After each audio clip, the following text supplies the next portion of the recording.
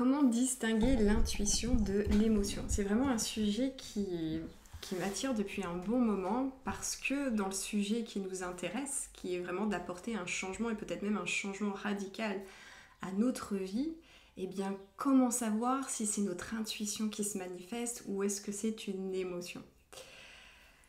Quand on décide de changer de voie professionnelle ou qu'on décide de changer vraiment de vie, c'est un peu les montagnes russes émotionnelles. Il y a, voilà, tout se mélange. Et puis, c'est aussi une période où on a besoin de s'appuyer sur son intuition. Et en fait, on a fait, nous les humains, une grosse erreur. Parce que justement, on a mis trop le focus sur la raison. En France, nous sommes le pays de Descartes, n'est-ce pas? Donc la raison, c'est la priorité et on doit se couper du cœur, de nos émotions. Et en fait, ça a été une grosse erreur. Et aujourd'hui, on vit une époque formidable parce que justement, l'émotion, l'intelligence émotionnelle et l'intuition reviennent sur le devant de la scène parce qu'on s'est rendu compte que c'était clé finalement. Et donc aujourd'hui, tu t'interroges sur ton avenir professionnel, peut-être que tu as déjà apporté des changements, mais il y a peut-être des doutes, ou peut-être qu'à un moment donné, tu te dis, mais est-ce que c'est mon intuition? Est-ce que c'est une peur? Est-ce que c'est un doute? Et donc on va rentrer dans le vif du sujet parce que c'est vraiment important de pouvoir savoir si la décision que l'on va prendre, eh bien, elle est impulsée par notre intuition, ou au contraire, est-ce qu'elle est impulsée par une émotion? Donc on va regarder un petit peu plus en détail tout ça pour que tu puisses avoir des clés pour vraiment, finalement, prendre des décisions, faire des choix qui seront davantage alignés. Alors, on va revenir dans un premier temps sur les définitions. Qu'est-ce qu'on entend par intuition et qu'est-ce qu'on entend par émotion? Et déjà, rien que dans les définitions, on va pouvoir se positionner, on va pouvoir se dire « Ok, c'est un peu plus clair pour moi ». Donc l'intuition, c'est quoi? L'intuition, c'est vraiment un sentiment de connaissance claire, mais qui ne passe pas par un processus conscient de réflexion. En fait, c'est quelque chose qui se propose à nous comme une certitude, comme une conviction, mais derrière, on n'a pas forcément cherché la réponse. Peut-être qu'aujourd'hui, tu te poses des questions et puis tu n'as pas forcément la réponse. Et puis à un moment donné, c'est souvent ce qu'on me partage dans mes accompagnements. En fait, voilà, on peut bloquer sur un exercice, on peut bloquer sur une décision à prendre. Et puis on fait quelque chose de totalement différent. Et puis la réponse, elle arrive. Là, c'est clair, c'est net. Et l'intuition, lorsqu'elle se propose à nous, c'est vraiment un processus qui est rapide. Ça se manifeste presque comme un pressentiment ou une certitude. Alors parfois c'est dans le sens négatif où on rentre dans une pièce où on va rencontrer une personne et on se dit cette personne-là je la sens pas ou ce lieu je le sens pas. Donc voilà, il y a une sorte de pressentiment. Et souvent l'intuition, elle arrive avec une certaine sérénité, un certain calme. Et donc l'intuition, elle est finalement déconnectée de l'émotion. Il n'y a pas d'émotions qui sont mêlées à cette certitude. C'est un peu cette petite voix intérieure qui nous dit ou qui nous indique la voie à suivre ou qui nous indique peut-être la chose à faire. Mais l'intuition, c'est quand même plus complexe que ça. Je ne vais pas rentrer dans les détails, mais l'intuition, on n'a pas tous finalement cette petite voix intérieure qui nous parle. Pour d'autres personnes, l'intuition va plutôt se manifester dans nos rêves, elle va plutôt se manifester par le biais de synchronicité. Moi, souvent, l'intuition, elle vient parce que j'ai une pensée, et puis je vais ouvrir un livre, ou je vais ouvrir un réseau social, et bam, je vais tomber sur du contenu qui va aller plus en profondeur sur la pensée ou sur le sujet que j'ai eu peut-être au petit matin. Et donc là, je me dis, tiens, il y a quelque chose à aller regarder, à aller creuser. Chez moi, l'intuition, elle se manifeste vraiment comme ça. Alors que l'émotion, L'émotion, c'est une réaction physiologique, biologique.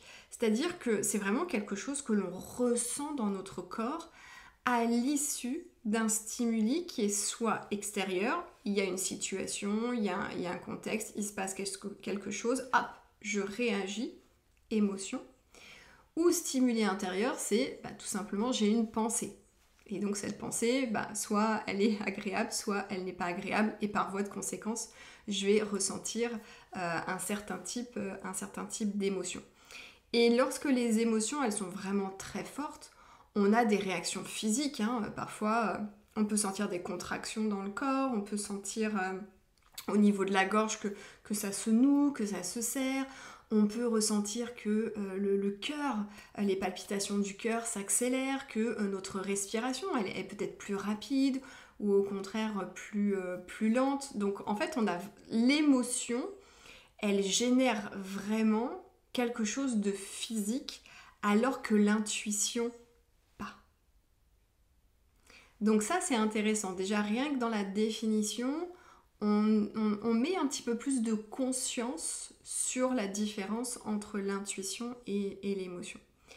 Alors, aujourd'hui, peut-être que tu te demandes, voilà, j'ai une piste de changement de vie professionnelle ou peut-être d'ajustement, ou voilà, il y a quelque chose qui se propose à moi, mais je ne sais pas ce qui me retient en arrière.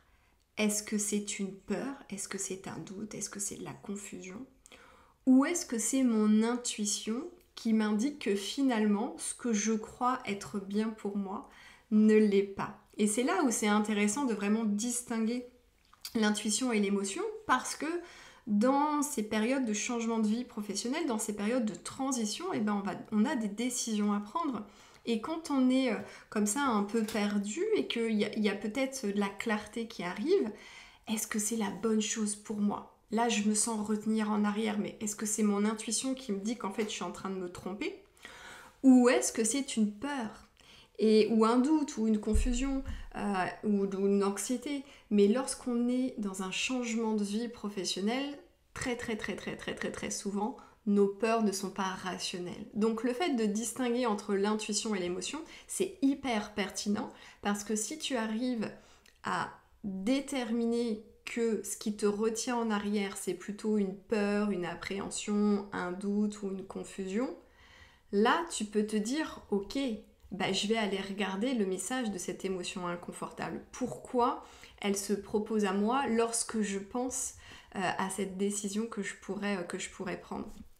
Et à l'inverse, si tu sens que c'est vraiment ton intuition, eh bien là, tu peux dire, ok, je fais une croix sur cette direction, next, je passe à autre chose. Mon intuition me dit que ce n'est pas la bonne voie pour moi.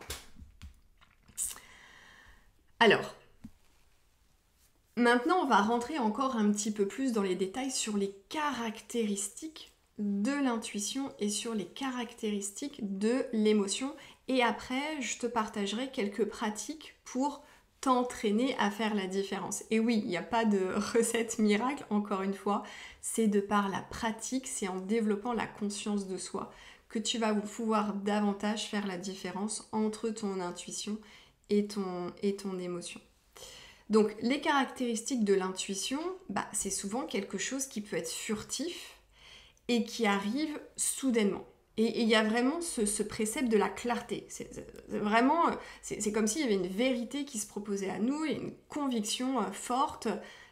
C'est comme ça, mais je ne sais pas comment c'est arrivé, je ne sais pas pourquoi je sens que c'est ça.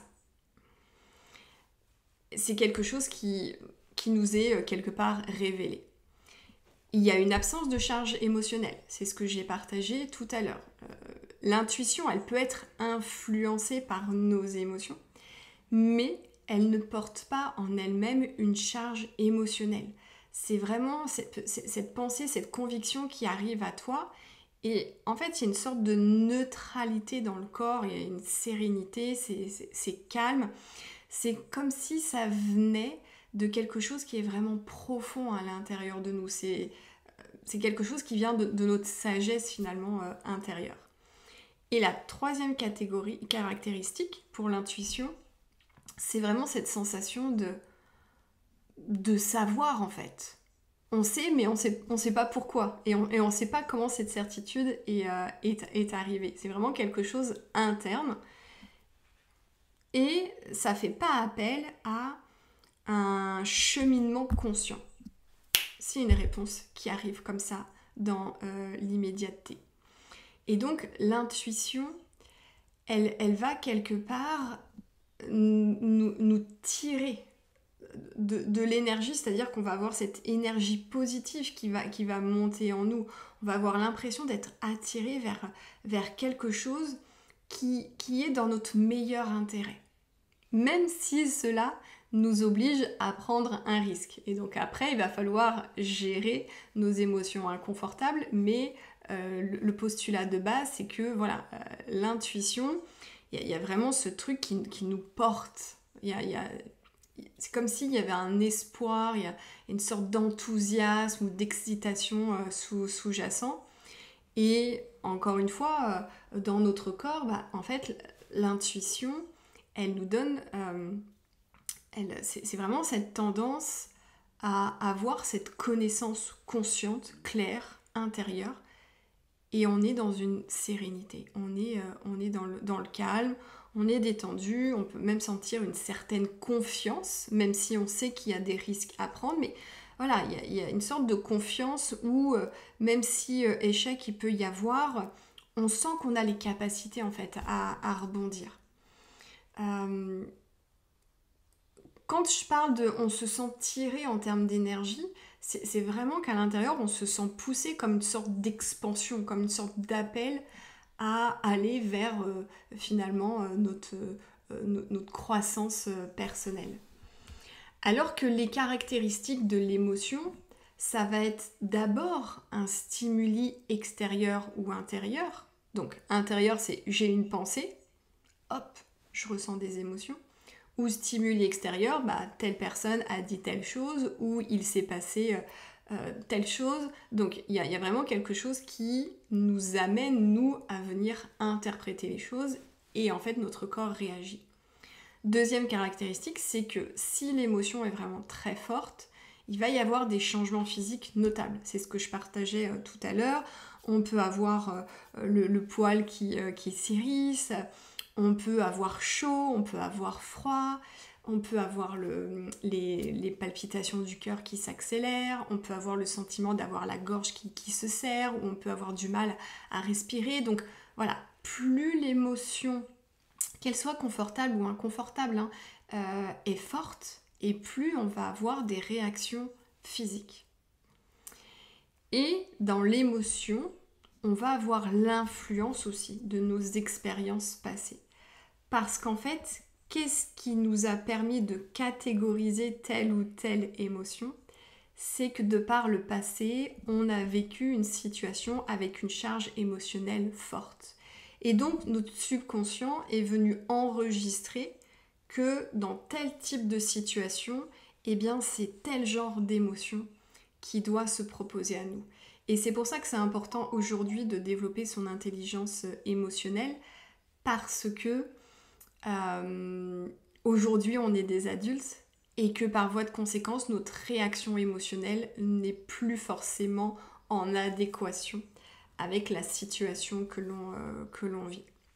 Donc nos émotions, elles sont vraiment fortement teintées par ce qu'on a vécu de par le passé. Si on prend l'exemple de la peur, voilà, très clairement aujourd'hui, quand il s'agit de changer de vie professionnelle, je pense que les principaux freins psychologiques, c'est ça, c'est la peur de se tromper, la peur d'échouer, la peur de réussir aussi de temps en temps, la peur de l'incertitude, la peur du changement, la peur de manquer d'argent, enfin voilà. Donc il y a vraiment ce truc autour de la peur. Donc lorsque la peur apparaît, on le sait. On le sait parce qu'on va avoir tendance à pousser notre énergie. Et donc là, lorsque la peur, elle se propose à nous, on va être plutôt dans un mécanisme de repli, comme si on ne voulait pas voir quelque chose ou ressentir quelque chose. Donc on est plutôt dans cette réaction de je pousse en fait l'énergie parce que je veux éviter peut-être de ressentir la honte, ressentir le rejet, peut-être ressentir le ridicule ou le fait d'être désapprouvé par les personnes de mon entourage. Et puis on peut avoir aussi cette réaction un peu de repli sur soi, où on veut se faire tout petit. Et bien évidemment, on est très enfermé dans notre mental avec souvent des pensées négatives et qui sont souvent tournées vers nous. Je ne suis pas assez, je ne suis pas capable, je ne me sens pas légitime, je ne mérite pas, je ne suis pas assez digne, etc. etc. Donc on est loin d'être notre meilleur ami dans ce genre de situation. Donc, maintenant que je t'ai présenté les définitions pour intuition, émotion, et que je t'ai présenté les différentes caractéristiques, maintenant c'est un peu plus clair. On sort un peu plus du flou et on est plus en capacité de commencer à mettre en place des pratiques pour vraiment venir développer et être davantage à l'écoute de notre intuition et apprendre aussi à gérer nos émotions. Alors, comment on fait pour écouter notre intuition? Alors, 2 exercices que je te propose. Alors, le premier exercice, c'est souvent ce que je partage à mes clients et mes clientes lorsque vraiment je les sens bloqués, où ils sont enfermés dans leurs doutes ou dans leur confusion et ils n'arrivent pas à trouver leur vérité. Et dans ces cas-là, je leur dis, tout ne repose pas forcément sur tes épaules et donc tu peux aller chercher du soutien auprès de l'univers, auprès de la vie, auprès de ton intuition, de ta propre sagesse intérieure. Et souvent, ce que je leur dis, c'est juste de pose la question comme ça. Pose la question de est-ce que ce projet est vraiment le bon pour moi? Est-ce que je suis vraiment en train de prendre la bonne décision? Et juste comme ça, sans mettre de pression, mais juste de temps en temps, régulièrement, dans son quotidien, eh bien, voilà, prendre quelques minutes et poser cette question. Qu'est-ce que je dois faire? Qu'est-ce qui est juste pour moi? Qu'est-ce qui sera bon pour moi? Est-ce que la direction que je suis en train de prendre, est-ce que c'est vraiment cette bonne direction? Est-ce que c'est la bonne direction pour moi? Et voilà, et on se connecte, on reste dans le silence, et puis si la réponse elle n'arrive pas, c'est pas grave, et on recommence quelques heures plus tard, voilà. Et à un moment donné, notre intuition, elle va se manifester. Deuxième exercice que l'on peut faire aussi, c'est un peu la même chose, sauf que là, on passe par l'écrit. Et donc, ça peut être tout simplement d'écrire la question, d'écrire en dessous oui, non, et de mettre la feuille de côté, de vaquer à ses occupations, peut-être de lâcher le mental, et puis de revenir quelques heures plus tard et instinctivement de prendre le stylo et de le laisser faire. Est-ce que c'est oui ou est-ce que c'est non? Et donc bien évidemment, là on parle de grandes décisions, de choix qui sont importants dans notre vie, mais pour se mettre dans la pratique et ne pas court-circuiter le processus, encore une fois, se reconnecter à son intuition, ça demande quand même de la pratique. Donc on peut s'entraîner aussi sur des sujets qui sont très légers. Typiquement, tu peux te demander, tiens, qu'est-ce que j'ai envie, qu'est-ce qu'on pourrait préparer ce soir comme repas, ou qu'est-ce qu'on pourrait faire comme activité avec les enfants ce week-end, typiquement. Là, on est en pleine législative, comme beaucoup de Français, je suis complètement dans le flou, je pourrais m'amuser à faire cet exercice en disant, tiens, pour quelle partie je pourrais voter. Alors, de toute façon, je sais qu'il y en a un pour lequel très certainement je ne voterai pas, mais ça peut être un exercice à tester. Ensuite, comment faire pour gérer nos émotions? Si, encore une fois, l'émotion, logiquement, on la ressent quand on est davantage dans la conscience de ce qui se passe à l'intérieur de soi et lorsqu'on apprend à ralentir. Quand on a tout le temps la tête dans le guidon et quand on est tout le temps en train de faire, eh bien nos émotions, elle passe sous le tapis et c'est bien dommage. Donc c'est vraiment important dans son quotidien, de faire des pauses et juste de se demander, ok, comment je me sens là? C'est quoi l'émotion que je ressens à l'instant T? De la nommer, de l'accueillir et de la laisser faire sa vie. C'est-à-dire, vraiment, je la ressens et une émotion, généralement, elle dure pas très longtemps. Sauf si tu viens de perdre quelqu'un qui t'est très cher. Bon, là, effectivement, la tristesse, ça va prendre un certain temps et on rentre dans un processus de deuil. Mais lorsque on est dans notre quotidien et puis peut-être que notre patron nous a dit quelque chose et puis que c'est venu nous chercher, là, c'est vraiment des moments où si on ne peut pas réagir tout de suite, c'est vraiment le noter. Se dire, ok, là, j'ai senti quelque chose d'inconfortable dans mon corps, j'y reviendrai un peu plus tard. Et de prendre le temps, en fin de soirée, peut-être avant de se coucher, de noter dans son journal, ok, mon patron m'a dit ce truc-là, où j'ai eu telle réflexion, et je sens que dans mon corps, ça a été inconfortable. Qu'est-ce que j'ai ressenti? C'était où dans mon corps? Si je pouvais lui donner une couleur, ce serait laquelle? Et c'est quoi le message? Qu'est-ce que ça dit de moi? Et donc ça, c'est vraiment important de faire ce travail-là, parce que plus tu vas le faire, plus ensuite tu vas être en capacité de décider de la façon dont tu as envie de réagir. Peut-être que dans l'exemple que je viens de te partager, où ton patron t'a fait une remarque ou t'a dit quelque chose, enfin ton patron ou ton N+1, peu importe, peut-être que t'as baissé les yeux, peut-être que tu n'as rien dit, peut-être que t'as eu une réaction de repli sur toi, et peut-être que c'était pas finalement la bonne attitude. Et ça, tu peux le décider, soit sur le coup quand on s'entraîne vraiment et que tout de suite on repère l'émotion, mais on peut décider après coup de se dire, ok, j'ai réagi de telle façon parce que j'ai ressenti telle émotion inconfortable, la prochaine fois, je veux ressentir plutôt telle émotion, et peut-être que ça pourrait être juste de la neutralité, juste du calme, juste de la sérénité, et d'être en capacité de me leader moi-même dans cette situation et être capable de m'affirmer ou du moins d'argumenter. Donc voilà comment tu peux apprendre à gérer tes émotions. Et plus tu feras ce travail-là, plus tu sauras identifier à partir de quel moment tu es dans le doute, dans la confusion, dans la peur, dans l'anxiété ou au contraire dans l'excitation, dans l'enthousiasme. Et toutes ces émotions-là, elles sont vraiment très précieuses lorsqu'il s'agit de changer de vie professionnelle. Et encore une fois, que ce soit des ajustements ou un changement radical. Et tu vas pouvoir savoir du coup si c'est ton intuition qui se manifeste. Et dans ce cas-là, tu auras aussi plus de facilité à prendre des décisions. Ou si ce sont des émotions inconfortables ou confortables et agréables.